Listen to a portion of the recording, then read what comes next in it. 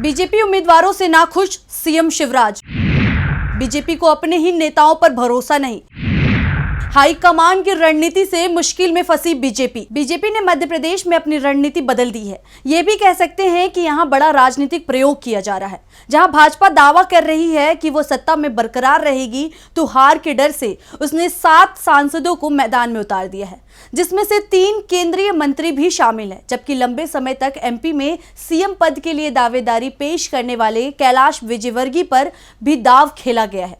लेकिन सवाल उठ रहे हैं कि क्या बीजेपी हाईकमान के इस फैसले से मध्य प्रदेश में बीजेपी की राह आसान हो गई है। दूसरी सूची में बीजेपी ने सीएम पद के 1 या 2 नहीं, पूरे आधा दर्जन दावेदारों को उतार दिया है।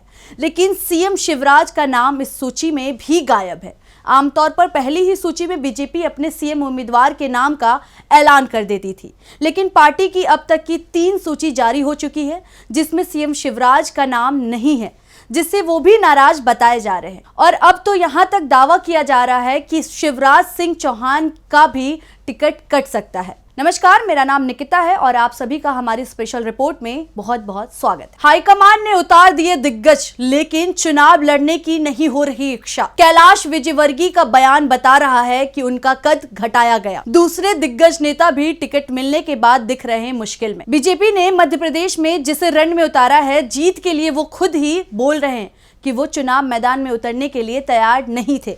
मतलब ये कि बीजेपी की ये रणनीति कितनी सफल होगी, ये तो आने वाले समय ही पता चलेगा।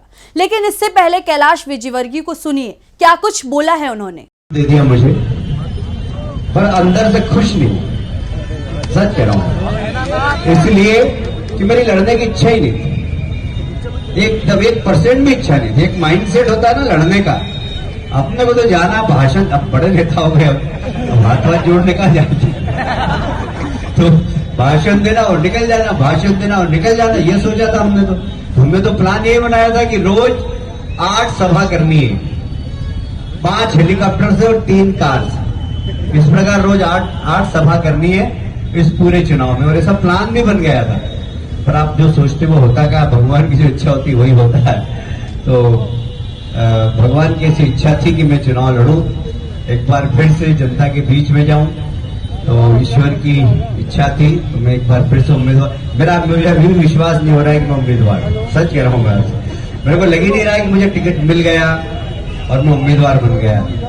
और अब मध्य प्रदेश की रण में बेमन लड़ेंगे मोदी के योद्धा। क्या बीजेपी का ये प्लान होगा फेल? बीजेपी ने जिसे टिकट दिया वो भी परेशान, जिसे नहीं दिया वो भी परेशान। कोई टिकट कटने से परेशान तो कोई मिलने से हैरान। तो आपने सुना कैलाश विजयवर्गीय को, उनका साफ कहना है कि मैंने सोचा था चुनाव में प्रचार प्रसार करूंगा, लेकिन अब हाथ जोड़ करके वोट मांगना होगा। जिसे टिकट मिला वो हैरान है और जिसका टिकट कटा वो परेशान है। मतलब साफ है कि बीजेपी की इस रणनीति से खुद के ही घर में भगदड़ का माहौल बन गया है। वहीं केंद्रीय मंत्री नरेंद्र सिंह तोमर को उम्मीदवार बनाने पर उनका कहना है कि कोई भी केंद्रीय मंत्री हो या फिर सांसद हो, लेकिन पहले वह पार्टी का कार्यकर्ता है।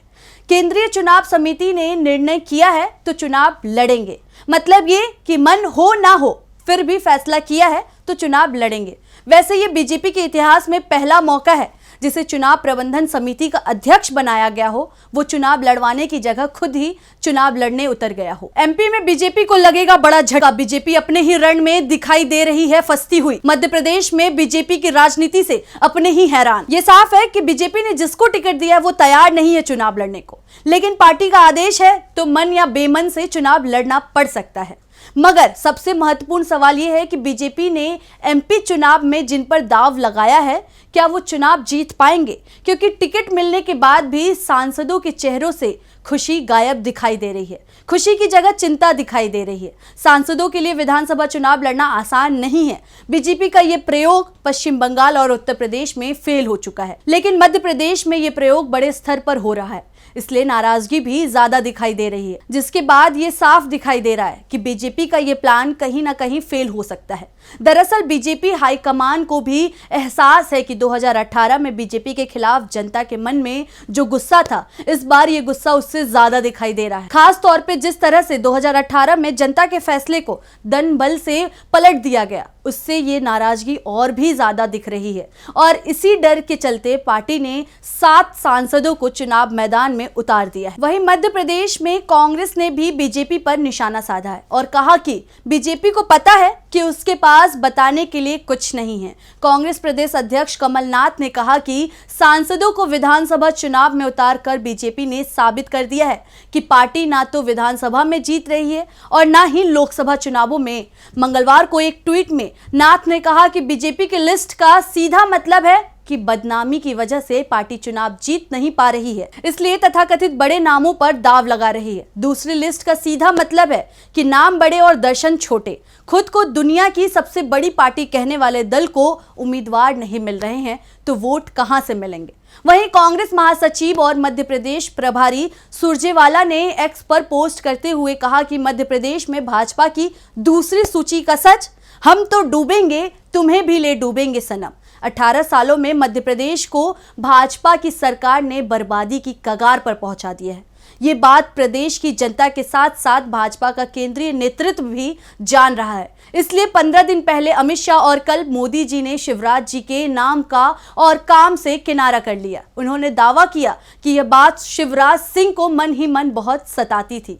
दूसरी ओर सिंधिया भी अपनी लोकसभा की हार तथा अपने क्षेत्र में लगातार स्थानीय निकायों की हार से भी हताश थे। और वहीं पवन खेड़ा ने भी भाजपा उम्मीदवारों की दूसरी सूची को लेकर के तंज कसते हुए कहा कि कर्नाटक में हमने जो किया वे मध्य प्रदेश में वही कर रहे हैं।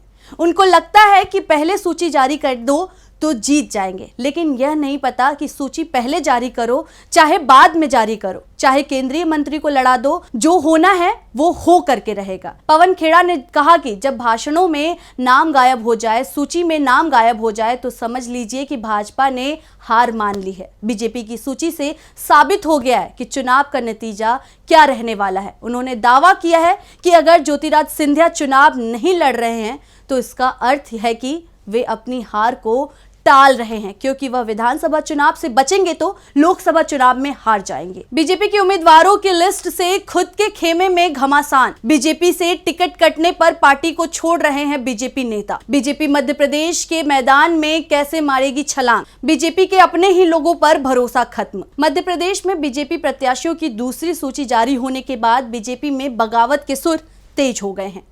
सतना, सीधी और नागदा में घोषित प्रत्याशियों के खिलाफ विरोध शुरू हो गया है। इन सीटों पर कुछ बीजेपी नेताओं ने निर्दलीय चुनाव लड़ने का दावा किया है। महर विधानसभा से श्रीकांत चतुर्वेदी को कैंडिडेट घोषित किए जाने के बाद भाजपा से विधायक नारायण त्रिपाठी ने पार्टी के फैसले पर तंज कसा है। उन्होंने कहा कि इतने सीनियर नेताओं और मंत्रियों को विधायक का चुनाव लड़ाया जा रहा है तो मुरली मनोहर जोशी और लाल कृष्ण आडवाणी का क्या गुनाह था, उन्हें मौका देना चाहिए था। क्या भाजपा मध्य प्रदेश के रण में ये रेस जीत पाएगी? जैसे कांग्रेस बोल रही है घबराहट में बीजेपी ने ये लिस्ट जल्दबाजी में निकाली है, वैसे ही अब बीजेपी के मंत्री के बयान से साफ दिखाई दे रहा है। बिना शस्त्र के बीजेपी मध्य प्रदेश के रण में कैसे सफलता हासिल करेगी?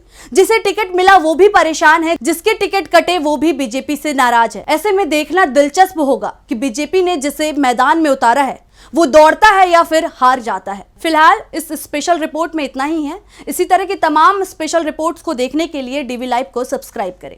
शुक्रिया।